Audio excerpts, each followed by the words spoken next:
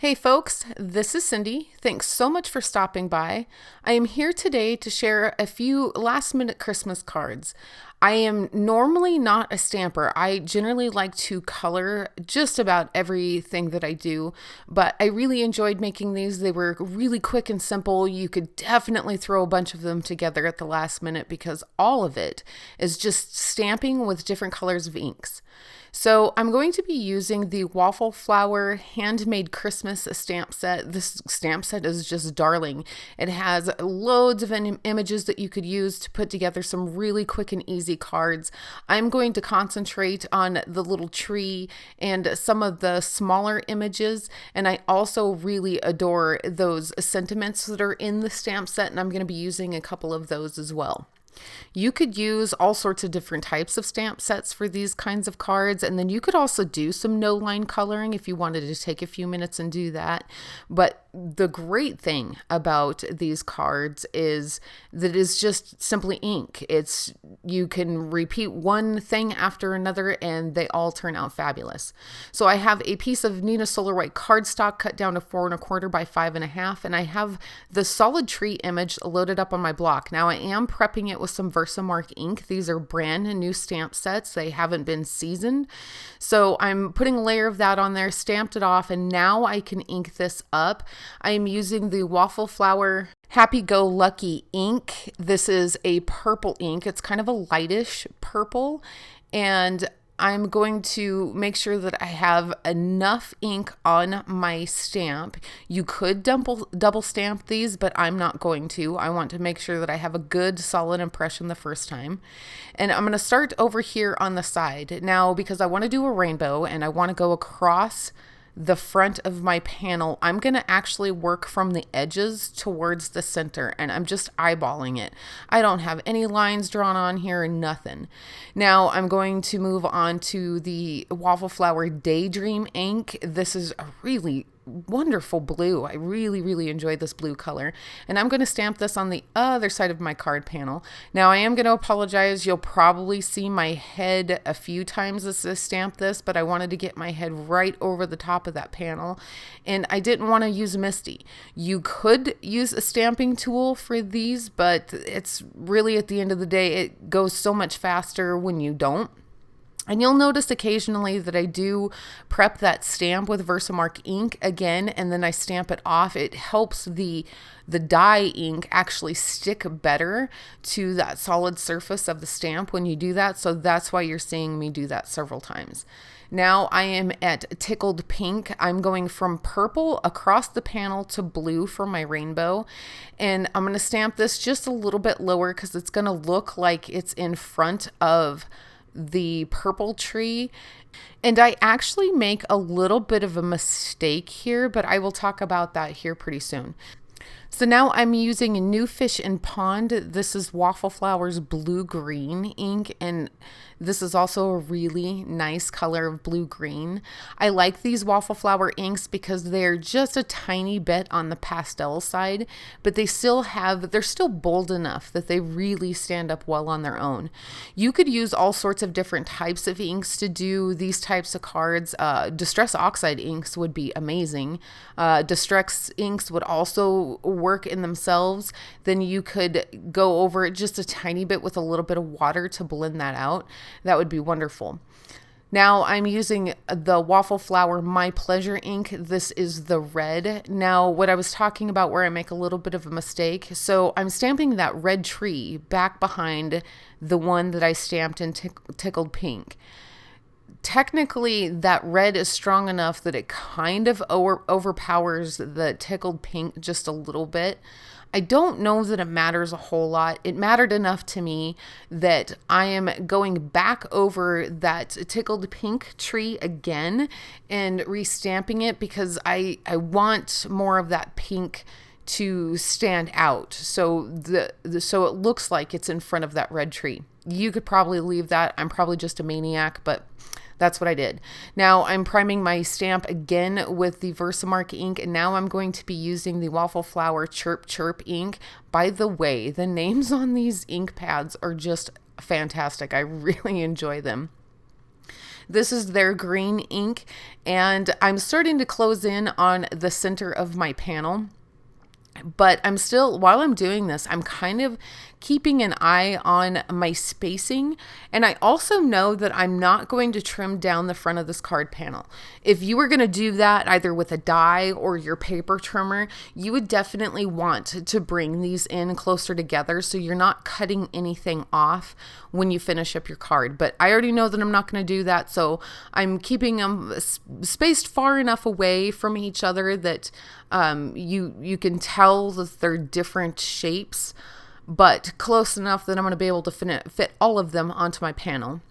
Now that was the Waffle Flower Oh Happy Day ink. It definitely has some fairly strong orange undertones to it, although it looks a little bit more yellow in the video.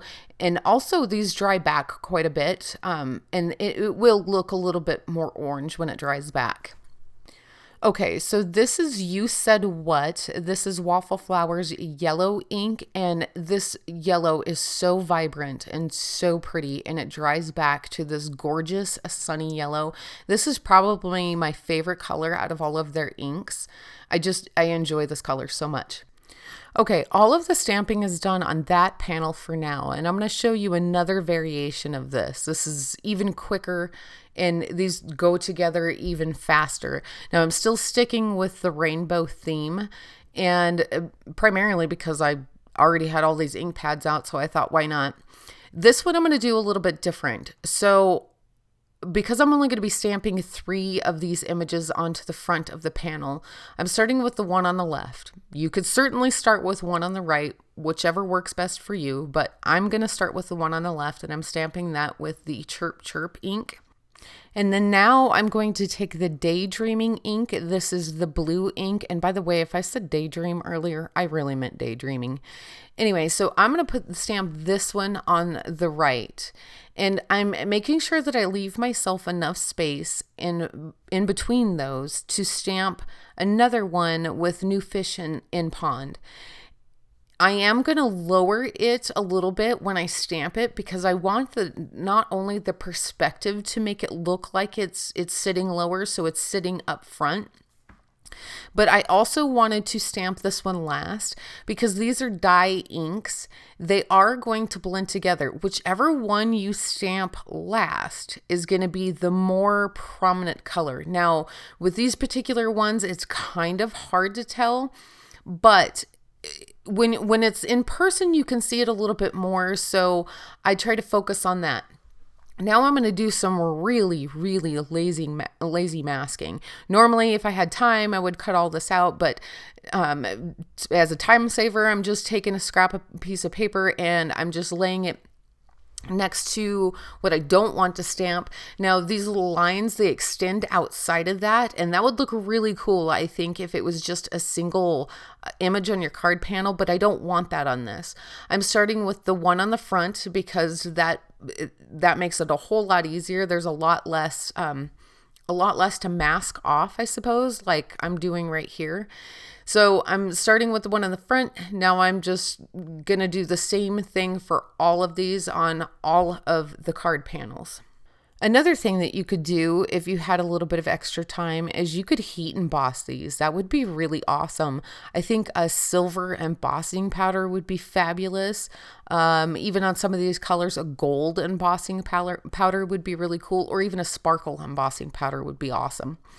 I'm using the Waffle Flower Like a Pro ink. This is a really nice neutral gray. I actually think that I should probably reach for this more often when I'm stamping because this is a wonderful, wonderful gray color.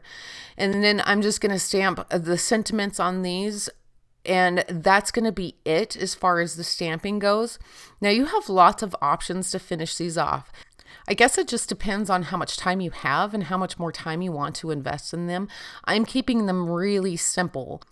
I'm using the Sakura Stardust glitter pen, and I'm just going over all of the gray on the trees and the stars. You could use a Wink of Stella. You could use the Spectrum Noir Clear Overlay pen. You have all sorts of different options to finish these off. You could actually also just leave these plain if you wanted to as well. I decided I did want to add a teensy weensy bit of dimension to these. So I have the Sakura Clear Glaze pen, and I'm literally just tapping that over the top of the garland on the trees. When it dries, it will just add a little bit of texture and dimension, and you'll see that they kind of stand out a little bit more, kind of make the trees pop just a little bit more. Now, these aren't completely done drying back just yet, so they haven't completely smoothed out. If you want a more solid image on your stamping, by all means use a Misty stamping tool, or continue, just keep restamping it even with a stamp block. I like the little bit of variation in it and the little bit of texture. It kind of lends more to that handmade feel, and I dig it. So I have these on Nina Solar White card bases, and that's it. I'm not going to do anything else to these because the whole point to it was making sure, or just getting cards done at the last minute. And again, I will have some other options listed down below in the description if you're interested in any of those. And these would also be so much fun in other colors, other non-traditional colors would be great, as well as traditional Christmas colors would be super fun. Now, I only shared a couple of these with you in the video, but I probably threw together about 20 of these in about 45 minutes. So they do go together really, really fast. If you need a last minute Christmas card, this is a super great option. That's it, folks. We are done. I hope you enjoyed my cards today. If you did, hit that like button and share it with your friends. Also, be sure to subscribe to my channel if you haven't already, and tap that bell next to the subscribe button so you can receive all future notifications. Thanks again so much for stopping by. Until next time.